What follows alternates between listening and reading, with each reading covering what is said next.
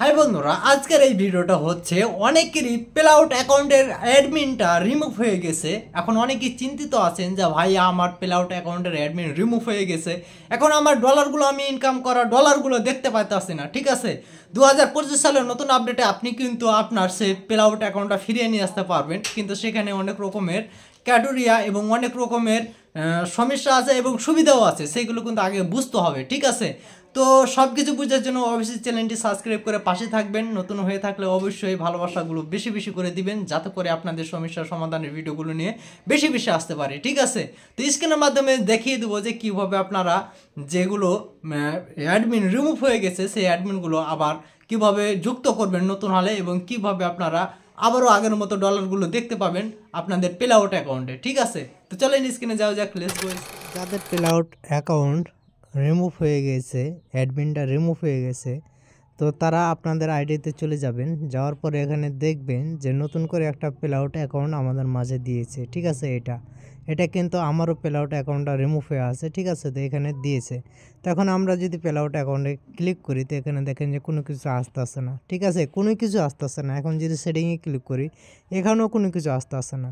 এখন আগের মতো চাইলে আমরাও কিন্তু নতুন করে আবারও আমরা এখানে ডলারগুলো দেখতে পাবো, ট্রানজ্যাকশন দেখতে পাবো, সব কিছু দেখতে পাবো। ঠিক আছে, সেটা হচ্ছে যে নতুন যখন মনিটাইজেশন আমাদের দিবে, কন্টেন্ট মনিটাইজেশন, সেটা যখন নতুন করে আমরা শুরু থেকে আবার যেভাবে মনিটাইজেশন করেছিলাম সেভাবে মনিটাইজেশনটি করি, তো এখানে নতুন করে কিন্তু আমাদের সেই প্লে আউটটা অ্যাক্টিভ হয়ে যাবে। ঠিক আছে, আমরা কিন্তু আগের মতো দেখতে পাবো। এটা হচ্ছে এক নাম্বার। দ্বিতীয় নাম্বার, যে এখন আমাদের কি কি সমস্যা হতে পারে।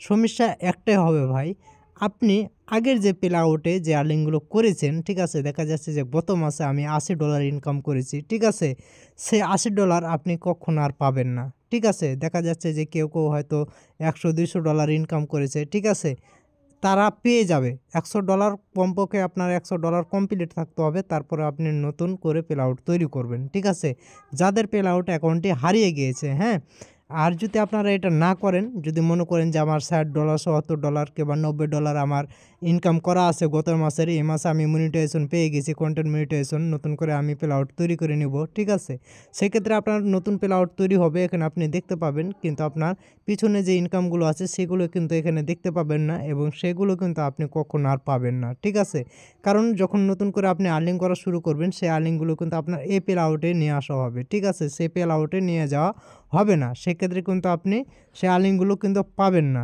ঠিক আছে, তো যাদের $80-90 হয়ে আছে তাদেরকে আমি বলবো যে আপনারা সেখানে $100 কমপ্লিট করেন। কমপ্লিট করার পরে নতুন করে প্লে আউটটা আপনারা তৈরি করেন। ঠিক আছে, মনিটাইজেশন সেট আপ করবেন। হ্যাঁ, আর যদি আপনারা তৈরি করে নেন, তাহলে কিন্তু বুঝতে তো পারলেন আমি এতক্ষণ আপনাদের কি বুঝাতে চাইলাম। ঠিক আছে, লাভ ক্ষতি দুইটাই আমি বুঝাতে চাইলাম।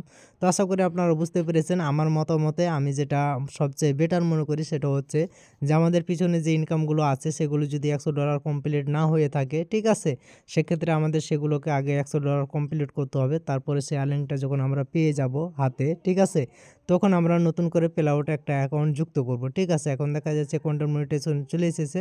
ধুপ করে আমরা কন্টেন্ট মনিটাইজেশনে ক্লিক করেই আমরা মনে করেন যে আগের প্লে আউটের সাথে অ্যাক্টিভ করে দিলাম। ঠিক আছে, তাহলে কিন্তু আপনার সব শেষ হবে না, আপনাকে অবশ্যই ওয়েট করতে হবে, অপেক্ষা করতে হবে, তারপরে আপনাকে করতে হবে। আর না হলে আপনাকে পিছনে যে আর্নিংগুলো করেছেন ডলারগুলো, সেগুলো আসা বাদ দিয়ে দিতে হবে। ঠিক আছে, তো সবাই ভালো থাকবেন, সুস্থ থাকবেন, ধন্যবাদ।